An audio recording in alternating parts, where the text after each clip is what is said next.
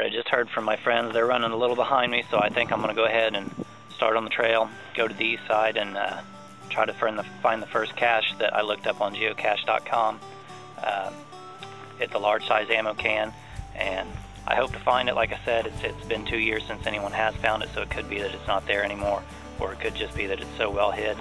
Let me explain a little bit about geocaching real quick. It's a worldwide activity, and it's kind of like treasure hunting, for lack of a better word. People take small caches and they drop them anywhere, honestly. Urban areas, rural areas, backwoods, backcountry trails. So, hope to find my first one today.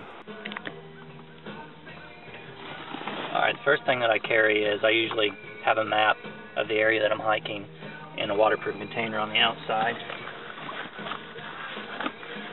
And then to go with that, I always carry a compass, even though most times these two things aren't needed in the places I day hike, but it's always good to be prepared and to have them just in case. Then I also carry my rain gear, and then I have an 800 fill weight goose down marmot that I carry because the temperature is in the 30s today, and it's just nice to have this along.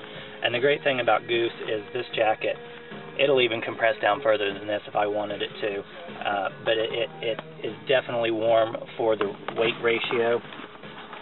And then I always carry several bottles of water. I bring my cooking pot, and the great thing about the Minimalist is it also can double as a drinking cup. So I usually bring tea on cold days like this when I boil the water. And then I bring a fuel canister and cooking pot.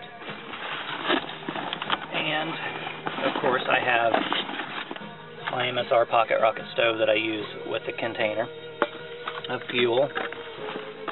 And I usually carry binoculars on day trip because you can carry the extra weight. It's nice to have things like that. And my second pouch, I usually bring extra lunch. I'm going to try this today for the first time. It's a Thai chili that I found at the grocery store. I carry a wool cap to keep my head warm, gloves, and then again extra little bits of food just in case. And I always bring my headlamp on any trip that I'm on just because it's a good idea to have things like this. You never know. So I have the Princeton LED. And I believe that's all that I carry on a normal day. So, oh, and my stool chair. Again, this is not needed, but it's just something I like to have.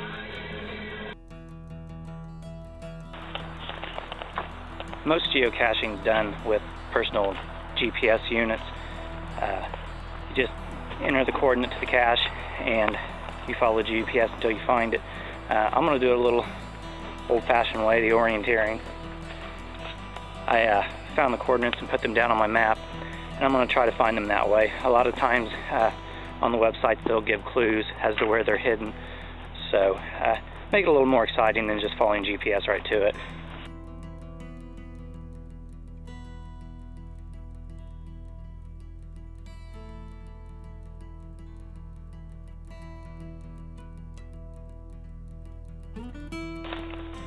Well, strike one with the first geocache, but like I said, it hadn't been found in 2 years, so I'm not really that surprised we couldn't find it.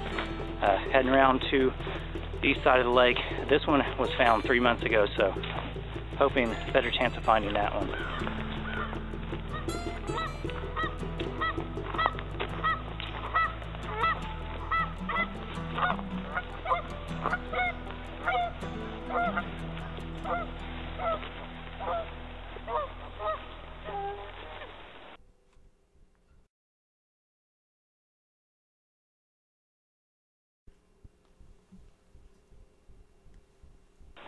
Well, strike two on the second geocache.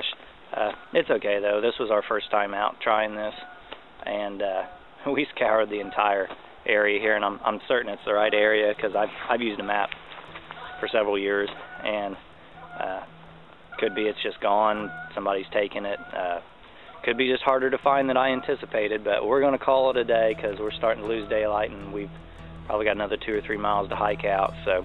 Didn't find any geocaches this time, but it did give us something fun to try.